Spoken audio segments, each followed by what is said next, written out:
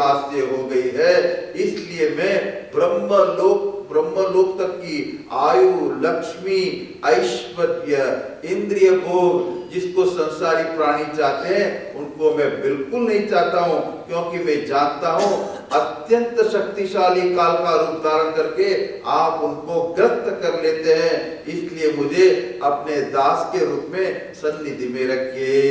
विषय भोग की बातें सुनने में अच्छी लगती है, वास्तव में मृग तृष्णा के जल के समान नितांत असत्य है।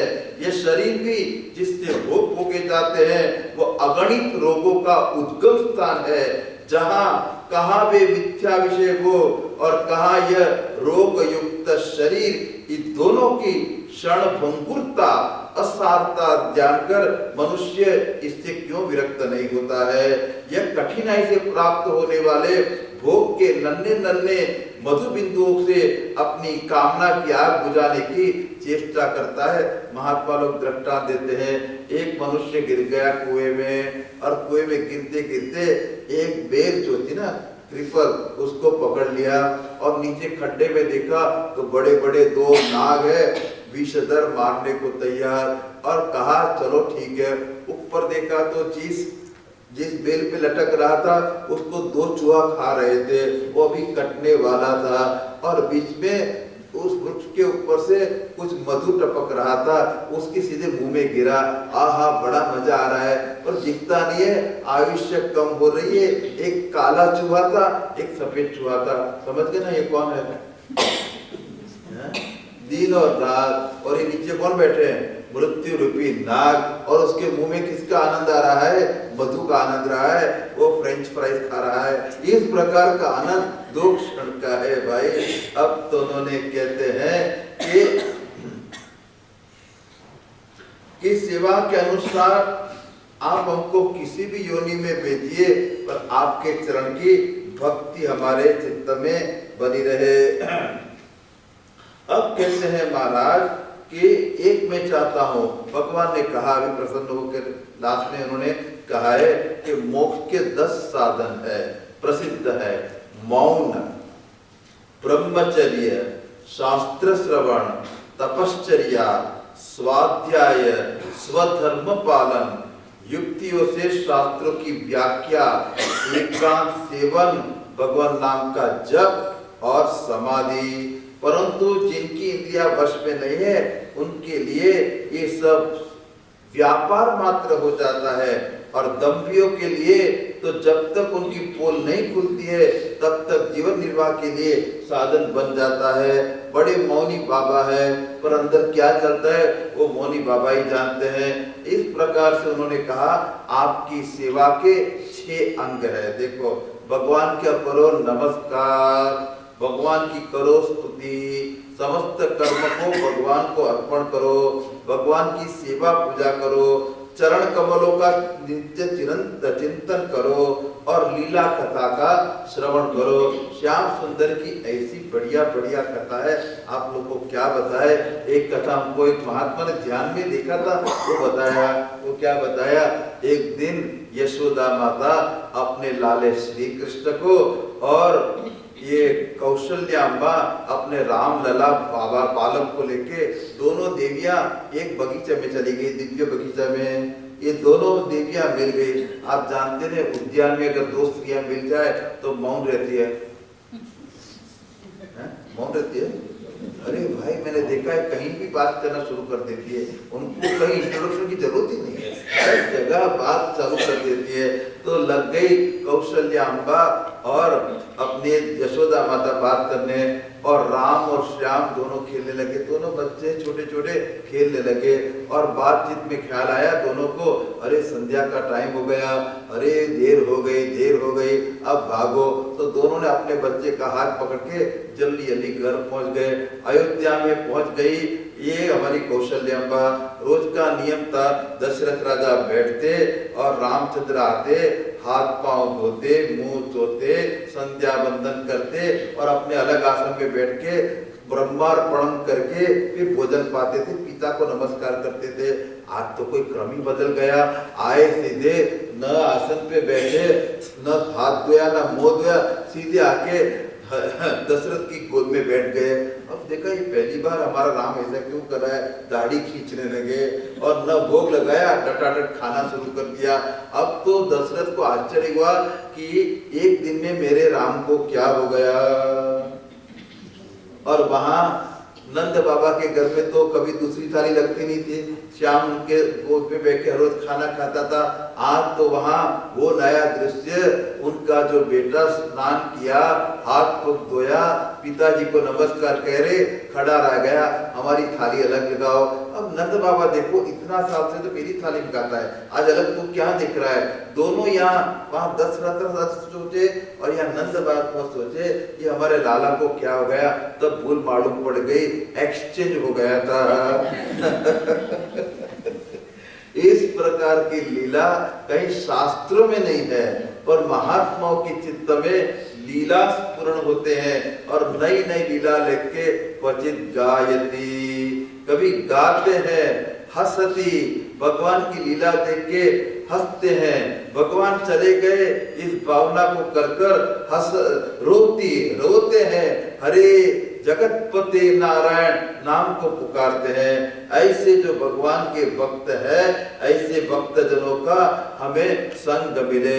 इस प्रकार से उन्होंने बहुत बढ़िया स्तुति की। अब नरसिंह भगवान ने कहा, प्रहलाद भद्रम भद्रम ते प्रीतो हम ते सुरोत्तम। अरे तेरा कल्याण हो, तेरी जो अभिलाषा हो वो मुझसे मांग ले। वरम गुणीश्वर अभिमतम, भगवान हमेशा आके यही कहते हैं, मांग लो जो चाहिए। अब आप देखिए प्रहलाद जी का वो उत्तर है। उन्होंने कहा कि महाराज कोई सेवक हो, अपनी स्वामी की यहाँ नौकरी करता हो तो उनको तनख्वाह मिलती है, पगार मिलता है। ऐसे क्या मैं आपका वो सेवक हूँ जो अपने स्वामी से कुछ चाहे। महाराज एक कृपा करिए कि क्या कि मेरे मन में कभी कुछ भी मांगने की इच्छा न हो, ऐसी कृपा करो। मैं अपने मन को बिल्कुल निष्काम बना के रखूं, इस प्रकार का मुझे आशीर्वाद दीजिए। मैं महाराज आपकी भक्ति करता हूँ, मुझे आपसे कुछ नहीं चाहिए। इस प्रकार से उन्होंने कहा। फिर कहा कि महाराज आपने मांगने को कहा और मैं न मांगू तो आपका ये वचन झूठा हो जाएगा। इसलिए एक काम करो, ये मेरे पिताजी आपसे बहुत द्वेष करते थे, उनकी रग रूप में आपके प्रति क्रोध पड़ा था। उनका कल्याण हो, उनका मन शुद्ध हो, इनकी इंद्रियां शुद्ध हो, उनके शरीर में पंच महाभूत वो भी शुद्ध हो जाए। अब तो भगवान ने कहा, अरे प्रहलाद अब तो तेरे पूरे कुल में कोई अभक्त नहीं होगा, उन सबकी रक्षा करने वाला मैं हूँ। उनकी तेरे पिताजी की उत्तम गति हुई है, 21 पीढ़ियों के पिता होते हैं, सबको तब तर जाते हैं। तुम्हारे जैसा कुल को पवित्र करने वाला पुत्र उनको प्राप्त होता है। मेरे शांत समदर्शी और सुख से सदाचार पालन करने वाला भक्त जन जहाँ जहाँ निवास करते हैं, वे स्थान चाहे कीकट की क्यों न हो, वो पवित्र हो जाता है। जननी कुतारता कुलम पवित्रम, ये बात तो शास्त्र में कहा गया है। तुम मेरे सभी भक्तों में आदर्श हो। यद्यपि मेरे अंगों का स्पर्श होने से तुम्हारे पिता पूर्ण रूप से पवित्र हो गए, तुम उनकी अंत्येष्टि करो। तुम्हारे जैसी संतान के कारण उन्हें उत्तम लोक की प्राप्ति होगी। अब तो नरसिंह भगवान धीरे से ब्रह्मा जी को कहा कि महाराज ऐसा वरदान असुरों को मत दिया करो। एक बार दे दिया तो दे दिया, कितनी खटपट हो गई संसार में, वरदान में देने में भी जरा सावधानी बरतनी चाहिए। इतना कर कर भगवान वहां से चले गए और प्रहलाद जी ने लंबे समय तक राज्य किया और परम पद की प्राप्ति की। अन्य अन्य पुराणों में प्रहलाद जी की अन्य अन्य कथाएं भी है। हम तो इसका भी कभी कभी समन्वयात्मक और एक रिसर्च करते हैं, अन्वेषण करते हैं, बहुत मजा आता है कौन से पुराण में प्रहलाद जी की कौन सी कथा है। अब तो आगे बढ़ते हैं। यहाँ तो मानव धर्म, वर्ण धर्म, स्त्री धर्म का वर्णन है। आप देखिए एक संवाद और चल रहा है, नारद जी और युधिष्ठिर के बीच में संवाद चल रहा है। युधिष्ठिर कि जीवन में कई प्रश्न है और वो नारद जी को पूछते हैं। नारद बाबा बड़े प्रेम से सबका उत्तर आपते हैं।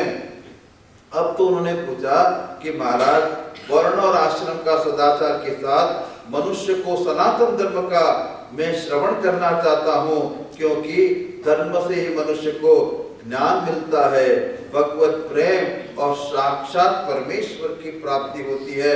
इसलिए मुझे आप धर्म के लक्षण बताइए।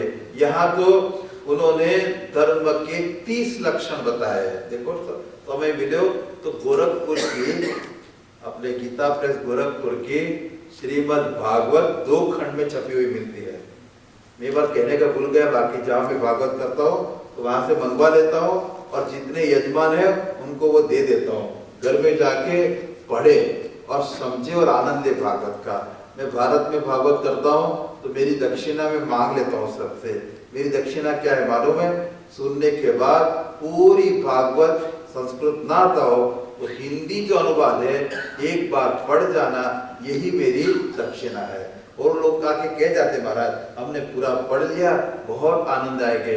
हमारे परम श्रद्धेय अखंडानंद जी महाराज ने इनका अनुवाद किया है। इतना सुंदर हिंदी है और पूरे के पूरे श्लोकों का सार है। आप कभी समय मिले इसको पढ़ना। अब तो कहते हैं 3 लक्षण शास्त्र, 30 लक्षण है धर्म का। सत्य, दया, तपस्या, शौच। शौच माने आंतर बाह्य पवित्रता। देखो एक बात है, जो बाह्य गंदगी सहन कर लेगा, जिनका कमरा गंदा, कपड़ा गंदा, शरीर गंदा, जो बाहर की गंदगी सहन कर लेता है वो भीतर की गंदगी अवश्य सहन कर लेगा। इसके लिए कहते हैं cleanliness is next to godliness. Correct. इसलिए पवित्रता बहुत महत्वपूर्ण है। देखो एक बात है, शुद्धता अलग है, पवित्रता अलग है। जो चीज भगवान से जुड़ती है वो पवित्र हो जाती है, और जो कार्य का कारण में लीन होना ये शुद्धता है। शरीर में मैल छुड़ाना शुद्धता है, पर गंगा जल से स्नान करना ये पवित्रता होती है।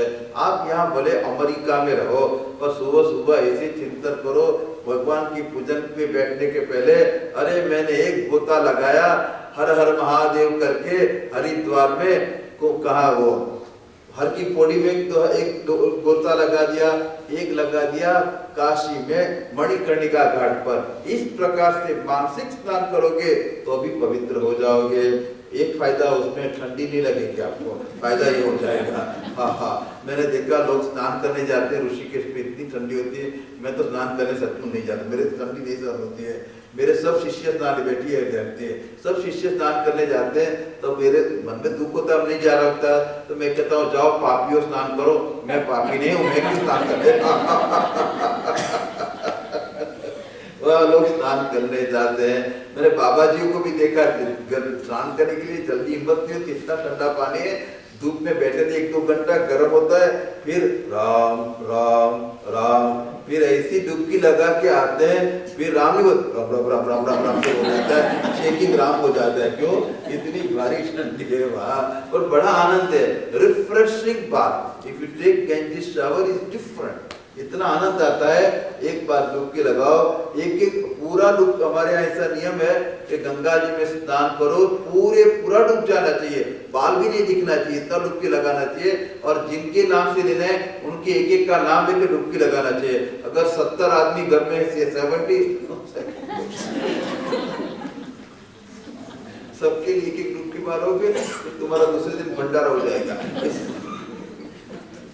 तो भंडारा हो जाएगा मालूम है, वहां कोई मर जाता है तो भंडारा होता है। इतना नहीं करना था। मन का संयम, तितिक्षा। तितिक्षा माने देखो जो सहन करता है उसको सिद्धि मिलती है। हमारे उड़िया बाबा कहते थे कि तब उनका यही वचन था कि